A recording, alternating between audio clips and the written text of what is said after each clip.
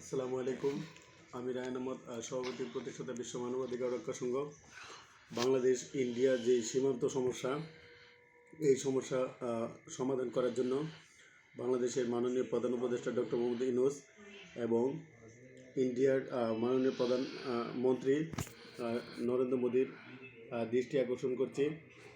ইন্ডিয়ার 145 কোটি জনগণ এবং বাংলাদেশের 18-20 কোটি জনগণ, এই অঞ্চলে প্রায় 170 কোটি মানুষের বসবাস। সুতরাং এই অঞ্চলে শান্তি প্রতিষ্ঠার উপর বিশ্ব শান্তি নির্ভর করছে।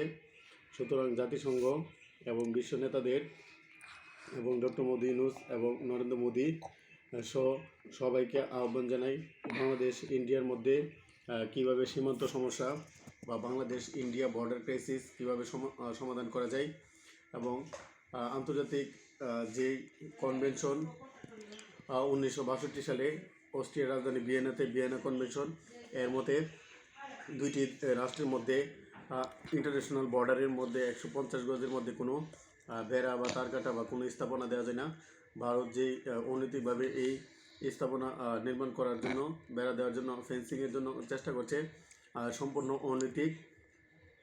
সুতরাং ইন্ডিয়ার মাননীয় প্রধানমন্ত্রী নরেন্দ্র মোদীকে আহ্বান জানাই, আপনি আরও বেশি দায়িত্বশীল এবং সংযত আচরণ করুন এবং বাংলাদেশের সকল জনগণকে আরও বেশি দায়িত্বশীল এবং সংযত আচরণ করার আহ্বান জানাই।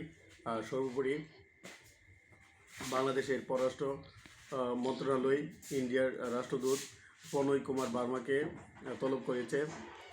সুতরাং ইন্ডিয়া বাংলাদেশের যেই খারাপ সম্পর্ক যাচ্ছে বা শীতল সম্পর্ক যাচ্ছে, এই সম্পর্ক কীভাবে উষ্ণ করা যায় এবং ইন্ডিয়া বাংলাদেশের মধ্যে শান্তি প্রতিষ্ঠার জন্য কাজ চালিয়ে যাবে ইনশাল্লাহ।